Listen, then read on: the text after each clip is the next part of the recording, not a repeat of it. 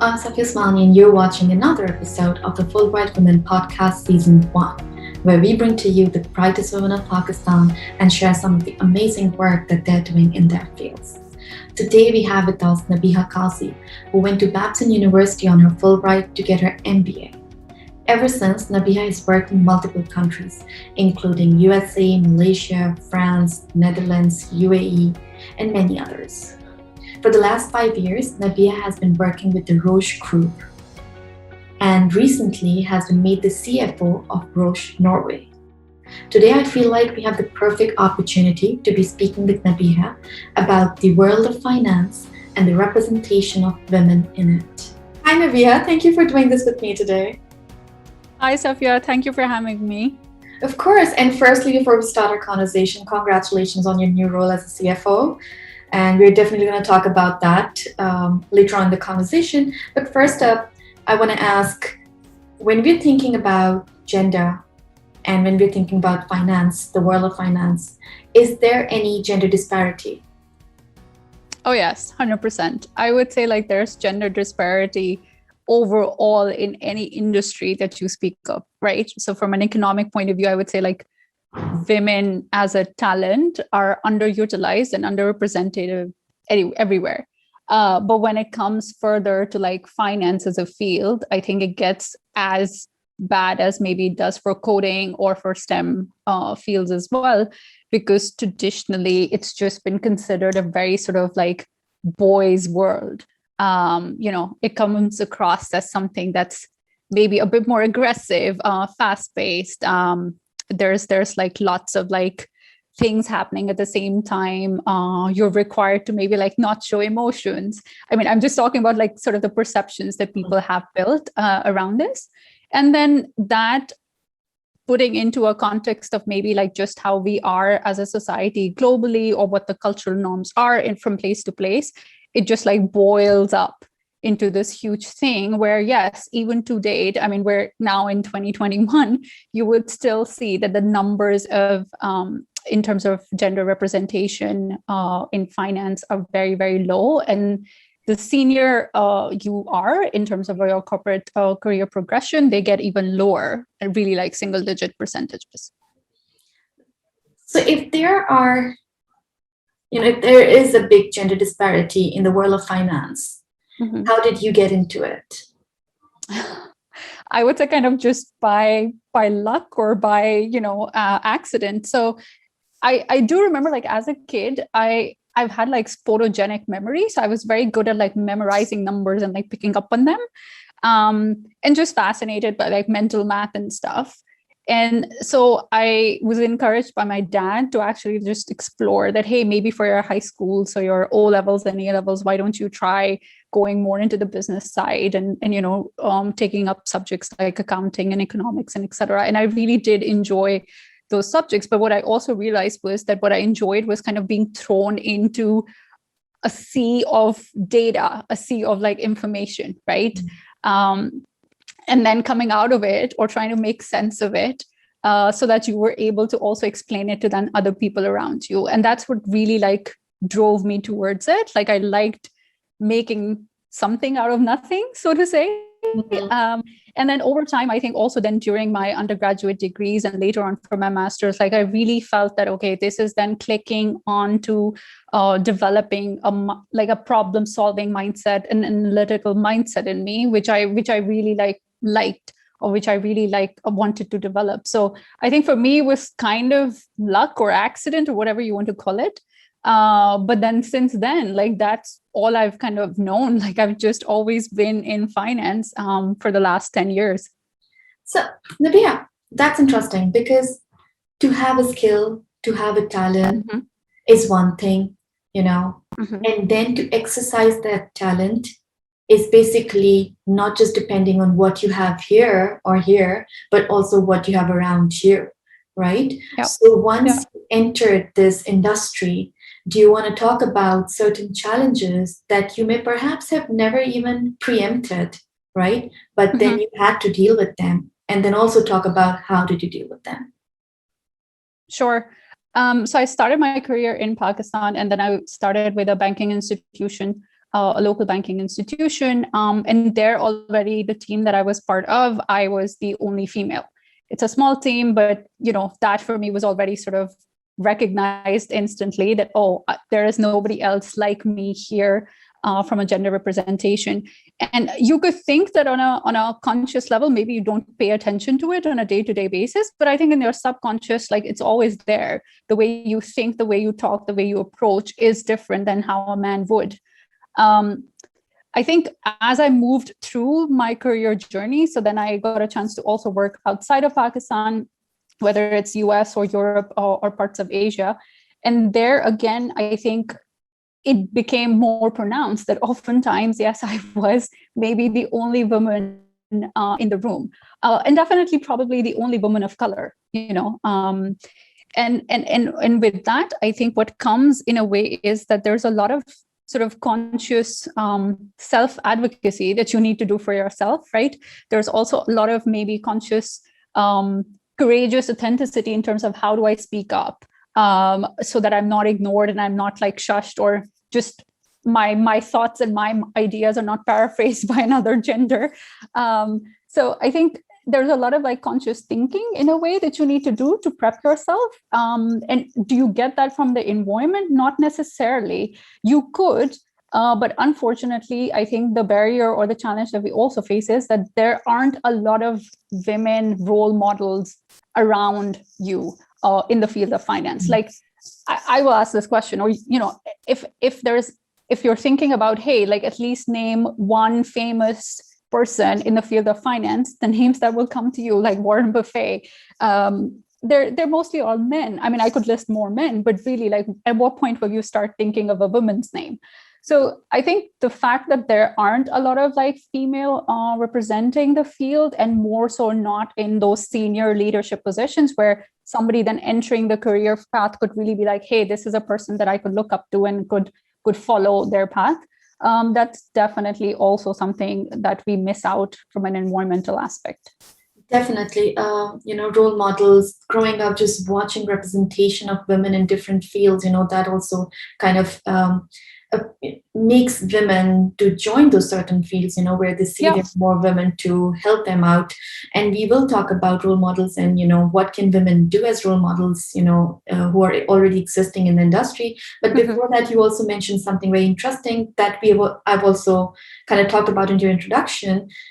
Your career graph is a little different from an average Pakistani woman. I'm not just talking about finance here. I'm also talking about, the geography related to your career. Like, you have worked not just in Pakistan, in many different countries, US, UAE, Malaysia, Netherlands, and also.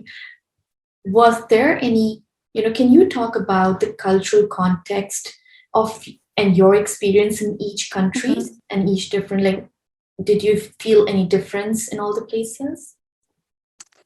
For sure. I think at the end of the day, even if you try to like generalize Asia or you try to generalize Europe, it doesn't work, right? How we work in Pakistan is very different than how UAE works or how Kuala Lumpur works.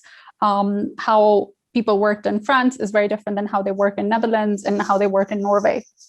So the cultural, I think, differences are pretty eminent.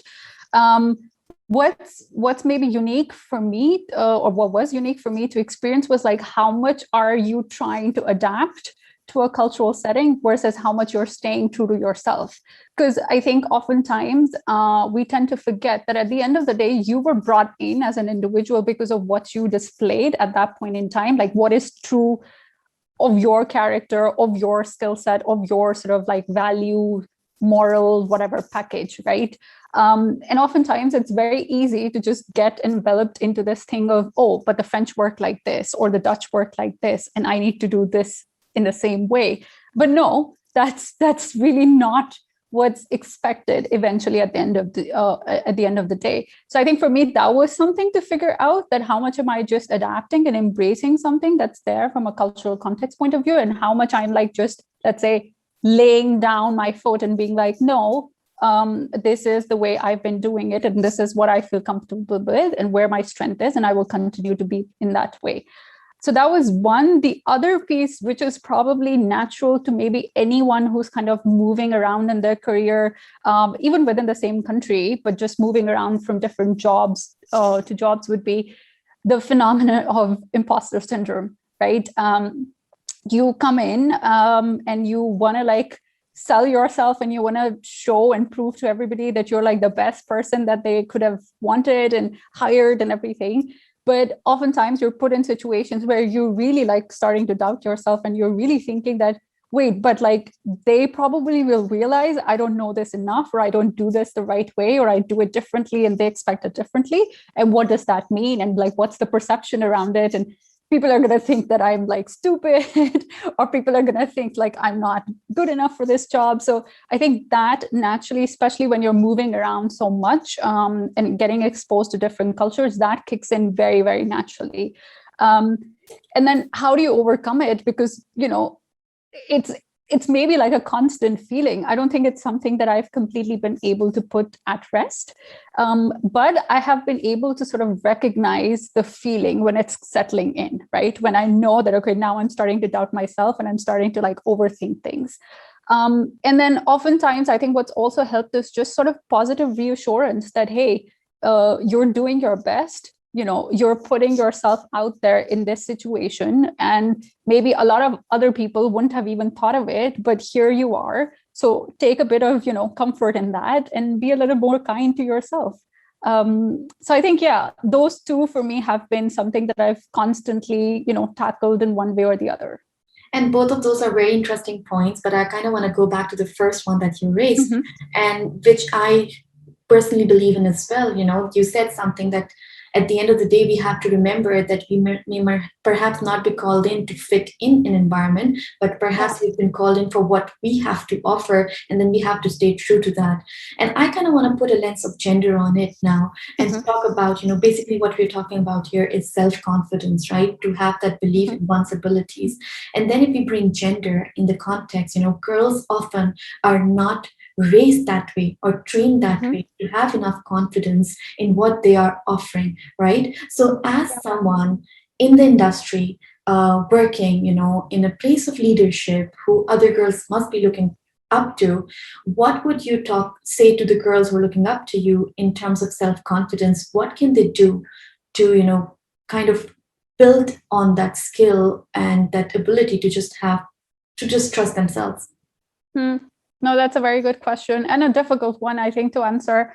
I would say, if I even look at like me 20 years ago, when I was still in high school and, you know, going through like the regular school life, I definitely would tell myself that I should have asked for more things. And that could be just asking for more questions, asking for more clarity, more feedback, more advice, but just like not hesitating to ask. And that is something that I've consciously like learned and adapted myself to do over time. It doesn't matter, again, like what the perception is of you in front of other people if you're asking those questions, because at the end of the day, you're doing this selfishly for yourself, right? I think the notion of building confidence has also somewhat of an element of selfishness to it. I think we as a society are basically conditioned to grow up as somebody who is maybe a bit more subdued, maybe not so loud, maybe not so aggressive, maybe not so vocal about what they want, right? And which resonates very well with how finance as a field is also perceived. I mean, I could even take it a layer deeper and say that there are certain career professions or paths for women that are still to date in Pakistan considered to be more sort of worthy in terms of what it means for your marriageable worth, right? And finance is definitely probably not one of them. But I think it really has to do with like, what does it mean in terms of you trying to like just be conscious of what is my environment and what is my surrounding and what is it doing to me, and how do I kind of fight back or overcome it. So I think, yeah, the other piece of advice would really be around like, hey, how do you be more selfish of what do you want? And how do you advocate for yourself? I remember listening to one of the previous talks that you hosted, and there as well, that lady was talking a lot about, you know, self-advocacy, and it's very, very valid. for any sort of like economic progression that you want women to progress on. That is true. Kind of want to segue into what you're doing currently, which we all have already congratulated you for. Your role as a CFO. Explain to us mere mortals, what does the job entail? Sure. So I have taken on a head of finance and operations role, which means I oversee really different aspects of how are we making money, how are we spending our money, where do we need to optimize our resources. So like when we think of people, investments, actual, let's say like materials and resources that we have, how do we actually make sure we're getting the best out of them? And then, of course, part of it is also supply chain, meaning whatever products that we're selling, how do we make sure that they're supplied in the most efficient, effective way possible to the end customers? And I think there, I would say that at the end of the day, if you look at it, like being involved in topics of finance is essentially the backbone of any business, right? Like you cannot, whoever is doing something eventually has that goal that at some point they want to make it profitable, they want to monetize it. So the opportunities that you can think of in the field of finance are pretty varied. If you look at it. And then more so, I think what I've enjoyed now being in the healthcare sphere is really that I am involved, even from a finance point of view, in very phenomenal, like tangible, measurable impact. And I can recount an example when I was involved in a launch of a cancer treatment, medicine, and then supporting that on like financial decisions that do we do this, do we do that, where do we invest, and then making the launch happen. Like that's pretty incredible. Similarly, in recent times with COVID, I've been involved in launch of like COVID testing products, right? Again, from a finance point, because you're coming in as an advisor, but the impact, one cannot argue that, oh, just because I'm a finance person, I'm not able to like contribute to it. The impact still is measurable and tangible enough and really phenomenal as well, because you're really impacting the lives of people at the end of the day. That is something interesting that you just said, because a lot of people sometimes when they're talking about money or the people with money, when they're commenting about other people with money, they tend to bring it, oh, there's capitalism, and then it's just about money and maybe not really doing anything, giving back to the society. So that is one of the myths that you're trying to debunk here. Was that also something I want to kind of talk about? Were there any myths or pre-notions that you had in, when it comes to the field of finance that were kind of debunked for you through your experiences? So I think, the whole concept of capitalism and like doing everything for money, I would admit like that's the path where I also started on, to be honest. So I started in the banking institution, right? Then I continued working in private equity as well. And that's the world that I kind of was in, where a lot of the talk is really just about like, what is the next big thing that we can monetize? For me personally, I wanted to shift my focus and shift my gears altogether and really do something where I could connect and where I could bring that purpose. So maybe that's the myth that I debunked for myself, that no, the world of finance is not just limited to the private equity funds and the hedge funds and, investment banking, but there is contribution that you could also bring to the table, which has a bigger purpose in life. And it doesn't need to be healthcare. It could be anything for anybody else. So that would be one myth as well that I debunked. I think the second piece that probably rings a bell for me would be just around career progression. I'm not saying that where I've led myself to has been an easy route, of course not. But I would also say that it's not as grim of a picture as you would maybe read, online on the internet when they do all these gender parity surveys of like, what does finance look like, and etc. Is it the best optimal solution? Is it the best optimal situation? Of course not. It isn't. But is it as bad that you can really not work your way through if you have the drive and the ambition of it? No, not at all. Because I think more and more now, companies are actually recognizing that there are, I won't call it one glass ceiling, there are multiple ceilings for women, especially, right? And in order to like actually overcome even one of those ceilings, there are certain steps that everybody from an organizational point of view needs to take to make that happen. Of course, there's also that onus on you yourself as an individual. How are you making it happen for yourself? But I think there's generally more and more awareness and recognition of the fact that, okay, how do we bring women into the workforce and how do we actually help them progress as well? So I think that's the myth that I have also debunked for myself, that it's not all that bad. There are opportunities and there are pathways for you to kind of latch onto, and a role for you to play yourself. And create your own purpose, like you absolutely are trying to, right? I want to kind of go further into your role as a CFO, which is a leadership role, right? And again, if we apply the lens of gender on that as well, how do you feel other team members taking, and working under your leadership? So I think it varies quite a bit from country to country as well. Norway or the Nordics or Scandinavian region in general is pretty progressive when it comes to like representation of women. And even from my role now as the CFO and sitting on the leadership team, we do have an equal representation of men and women. Can I say that for every country? Absolutely not, right? But at least also in terms of then people who I work with on a day-to-day basis, that's also pretty much a good mix that I have.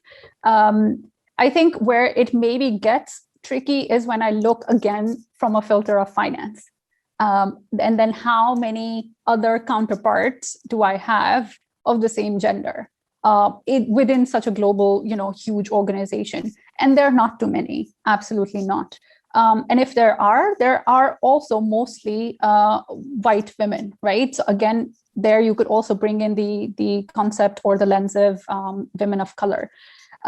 So I think it varies from country to country, but really I think on a field level, on a functional sort of, a career path level, that's where it doesn't look as bright and shiny as you would want it to look. And in terms of maybe interactions, I think, again, because of like just how women are biologically versus men, we do deal with things a little bit differently. I would even admit there have been times when, as feedback, I've been told that maybe I'm too result driven and maybe I'm a little bit too aggressive and I need to like slow down and make sure everybody's, in the journey with me and following me and everything. And I have questioned back also that would you give the same kind of feedback to a man, right? Or is it just because this is not your traditional way of thinking about a woman that now that I do it, you find it a little bit uncomfortable?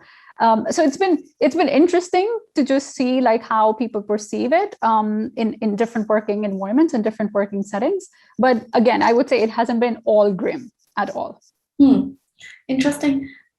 Nabeeha, I wonder if as a woman and then a woman of color in finance, are there times when you feel the burden of representation? Yes, very much so. In a positive and a negative way, both. I have been fortunate enough to participate in sort of like these global discussions, right, where there are lots of senior people from finance within the organization. And oftentimes then I am the only woman of color, oftentimes maybe also the only Asian person sitting in that room.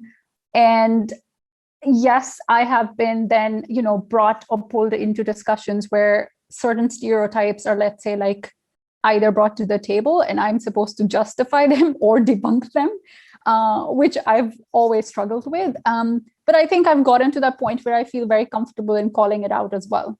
Would I have been the same person like 20 years ago? Absolutely not. But yes, it has happened quite a lot. And I think it happens more and more the senior you try to get in the corporate ladder, because of course the discussions then also become less operational, so to say. You're not talking about, hey, how do I fill a journal entry here? But you're really talking about talent discussions. You're talking about strategic business discussions. And there maybe the stereotypes ring in harder than in a very technical operational work. That is true. So what has it been, 5-6 years that you have been in the industry, or more than that? In healthcare, yes, almost 5 years. Yeah. Within finance? Within finance, I would say now 10 plus years, like almost a little over 11. Do you think about What's your next goal? What is next for you? Do you think about those things? I mean, I think I have a rough sort of short-term plan. I don't like to plan like too far ahead, because you never know what might come up. I would definitely want to continue developing my own leadership skills. So kind of continue looking for similar opportunities that put me in a CFO or a head of finance role, but maybe with a bigger market, with a bigger sort of like context to the business. And I think I would also want to continue thinking about what is it that I can do to like coach and mentor people. I already have been quite active, at least within the global organization in the last 3 years, where I really have actively also sought out women that I could, kind of connect with. Doesn't matter that I'm senior to them or not, could also be at a peer level, but how do we make, their career success happen?